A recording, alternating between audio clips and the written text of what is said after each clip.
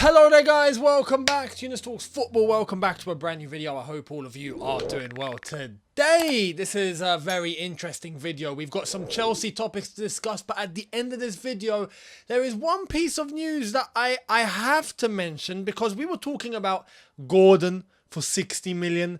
We've seen some other players go for fees where we're like, what? And now another one's popped up today. So it's a topic of debate and I want to get your thoughts on it. But let's start off with Chelsea. Before we do, I want to let you know, for all of your latest and for all the stories I'm about to mention in this video today where I give my thoughts on it, I am advising all of you to go and get it, all your latest, from the OneFootball app. Link in the description. Hit that now. Download the OneFootball app for all of your latest news, your latest transfers as we approach deadline day, all the speculation as it comes in. On top of that, all the results and the fixtures and the stats from the season as it started. Make sure you download the OneFootball app. It's all there. Link in the description. Hit that now and enjoy. Let's get cracking with what is looking like good news. And it's coming from our good old friend over in Barcelona, Mr. Gerard Romero. Calma Kunde, Calma Kunde. I'm going to start calling him Mr. Calma Kunde because he gave us an L on that. He gave me an L, that's for sure. So I'm going to call him Calma Kunde. Mr. Kunde, Mr. Calma Kunde. Take it away. FC Barcelona have asked Chelsea to accept paying €25 million fee fixed plus €3 million for Aubameyang. If they accept, he will leave today. So we know, and that's from Gerard Romero, of course, we know that Chelsea were hesitant in paying €30 million for Aubameyang. They didn't want to do it. They didn't want to do it. And we know that we have a bit of leverage here because they need cash. On top of that, they need to register Koundé. So they need Aubameyang gone. Or they need him and Depay gone. I don't know whether it's going to be one of them or both of them, but it's looking like Aubameyang is definitely happening now. It should, but we'll come to that. They know that we know that they need to register Koundé. So, with the update that we were not going to accept €30 million, we put on the table, what was it, 22 plus 3? I think it equated to about 25. Barca have gone in the middle, basically. And now it's a case of accept this. It's in the middle between what Barca want and between what Chelsea were willing to do. Let's see if Chelsea try and bring that down a little further or if they're going to accept. Personally, I haven't got a problem with this. €25 million with €3 million on top of that. So €28 million equates about, if I'm trying to just off the top of my head think, I'm guessing about £24 million, 23 something million pounds, somewhere there. So yeah, if it's that, look, I'd do it. I would do it. And we're going to come to talking about money and fees at the end of this video because, again, something's happened. So I want to, yeah, for Aubameyang, deal.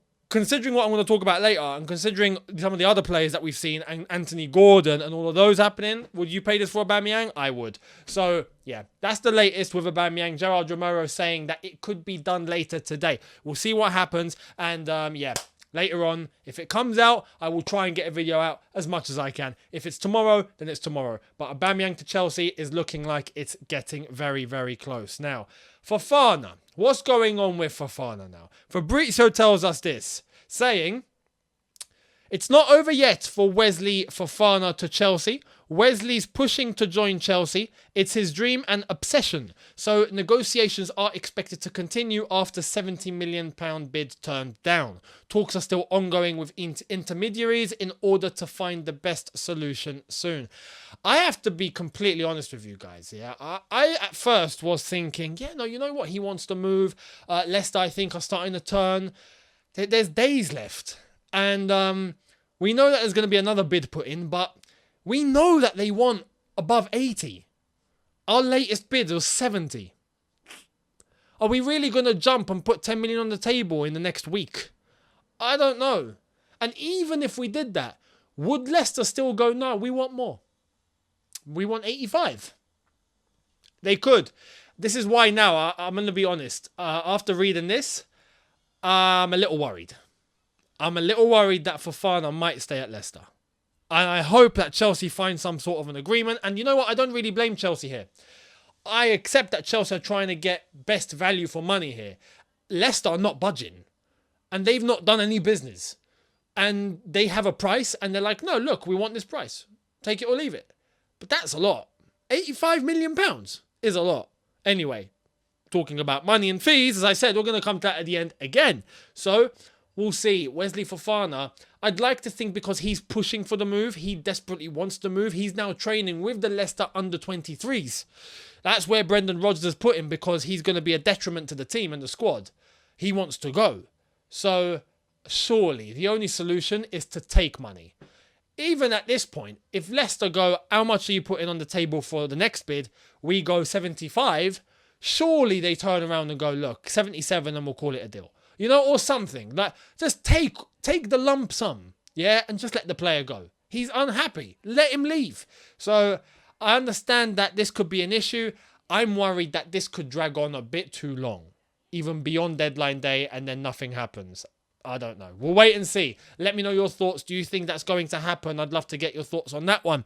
Talking about our outgoings now, here's a name that I'm actually quite happy to see leave. Not permanently, though. Check this out. This is from Fabrizio Romano. Bayer Leverkusen are closing on Callum Hudson-Odoi's deal. Negotiations set to be completed with Chelsea on loan after Callum Hudson-Odoi turned down 2 loan proposals from the Premier League. They're all progressing well to be completed this week. That's a surprise. I had no idea that Premier League teams were trying to get him on loan. Who? That's the question. If it was, I don't know, if it was Fulham, then of course, don't go. Bayer Leverkusen, look, I think it would be good for him. He'd be playing regularly. I think the league suits him. The pace, the space, the time. I think it all jumps into his favour. And he gets regular playing time and gets to build some confidence. Because that's what I feel he lacks. I feel like he lacks confidence in himself. I feel like he feels like he has to deal with too much pressure. And in reality, he needs to perform. There's an expectation at Chelsea, especially as a winger. For someone who's spent as much as he's had in the first team squad, he needs to perform.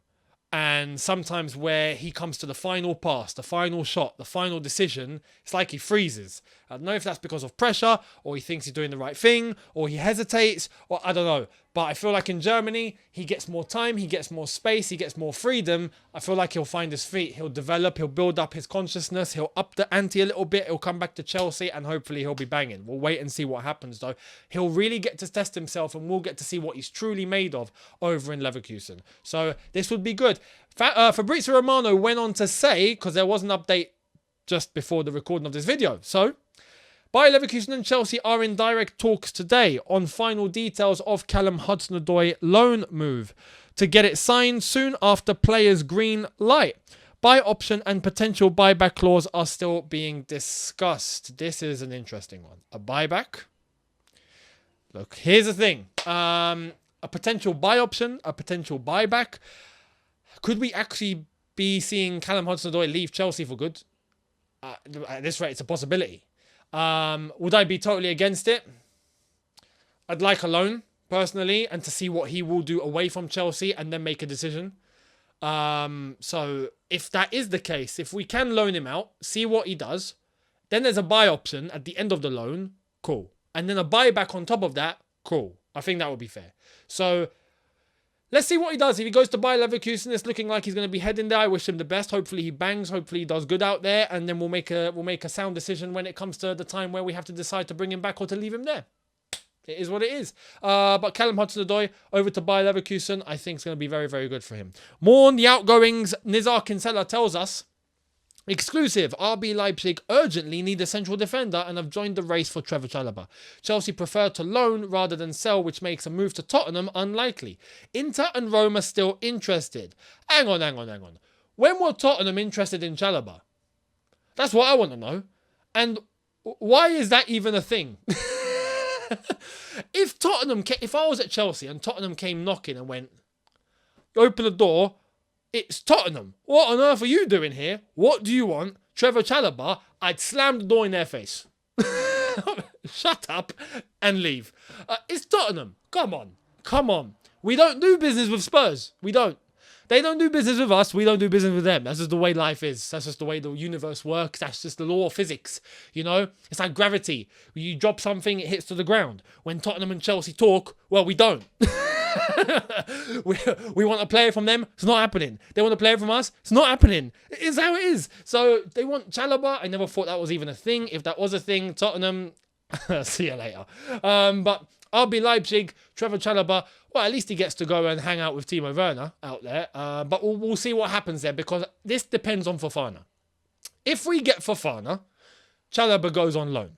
If we don't get Fofana, Chalobah's staying exactly where he is, because we'll need him. Simple as that. So, yeah, it all depends on Fofana, I reckon.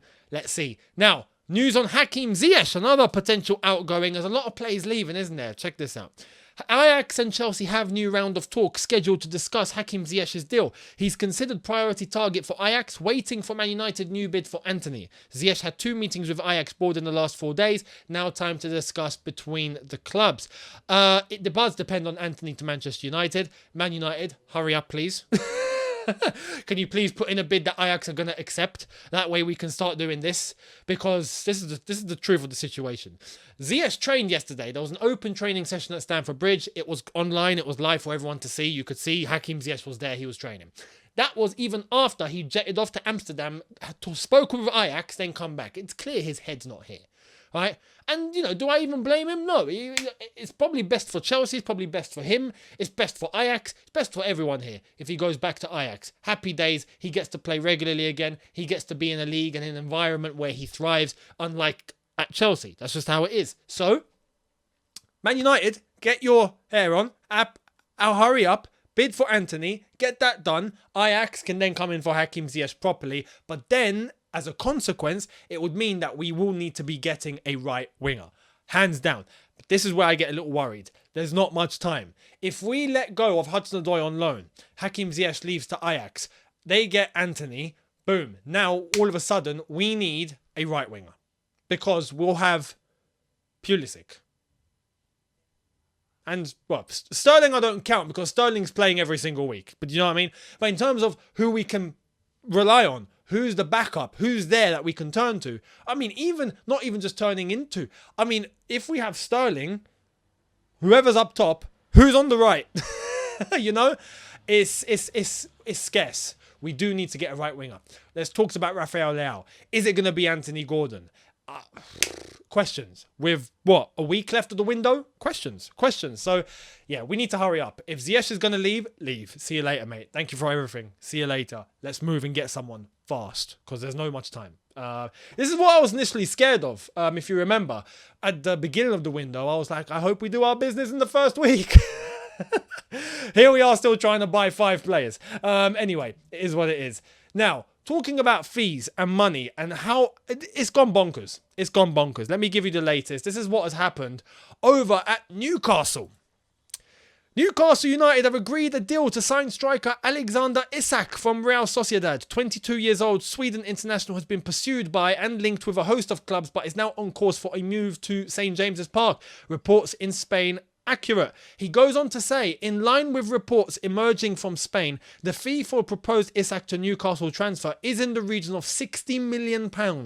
They're not at medical stage yet, but if all goes to plan, it will be a club record signing for Newcastle, plus a key target of Eddie Howe, and the club landed. Alexander Isak. Yeah.